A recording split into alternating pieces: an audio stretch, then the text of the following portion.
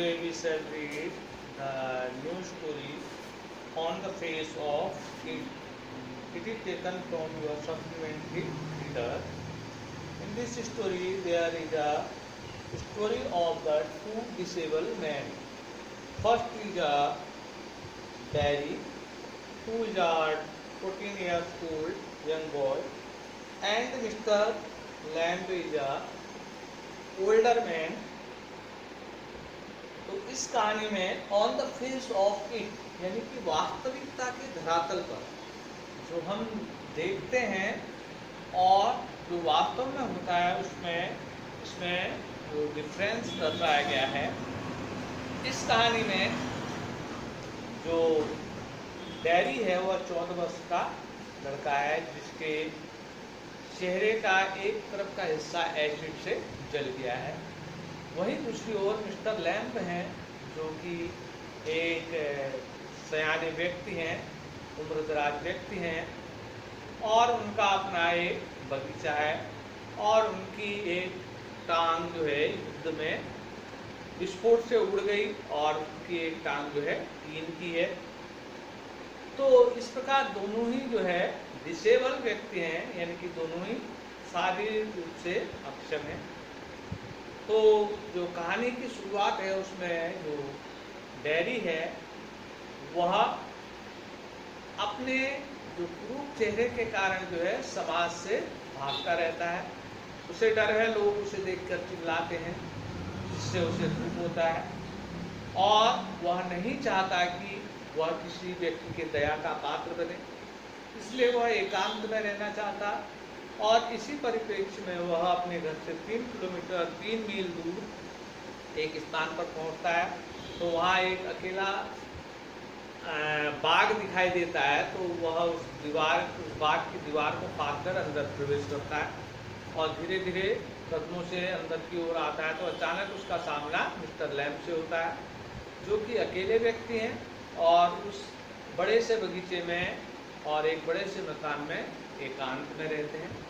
तो वह कहते हैं कि क्या तुम यहाँ पर खट्टे सेब लेने आए हो?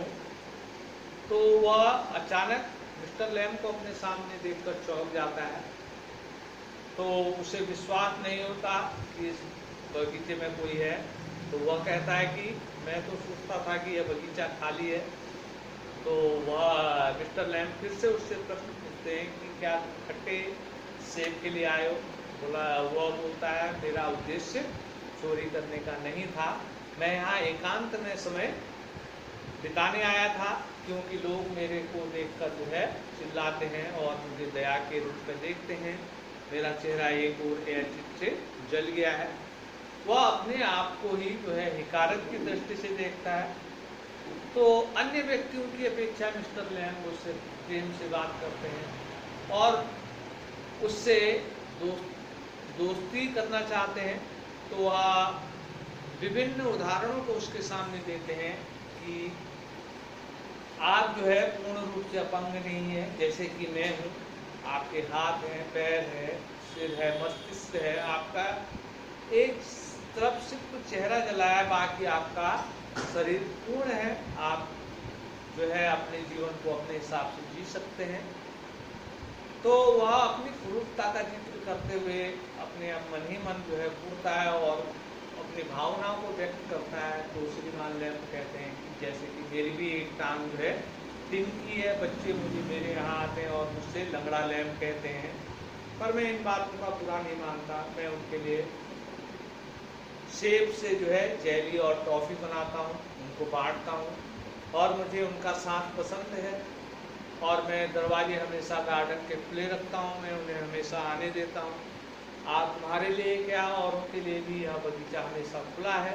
एक तुम ही दीवार फाँक के आए हो, बाकी कोई भी दीवार फाँक कर नहीं आता। विभिन्न उदाहरणों से वह उसे संतुष्ट करते हैं कि जो शारीरिक अक्षमता है वह जीवन की समाप्ति नहीं है और उसे विभिन्न उदाहरणों से यह निश्चित कराते हैं कि तुम जो है जीवन में अपने सकारात्मक पहलू से आगे बढ़ सकते हो।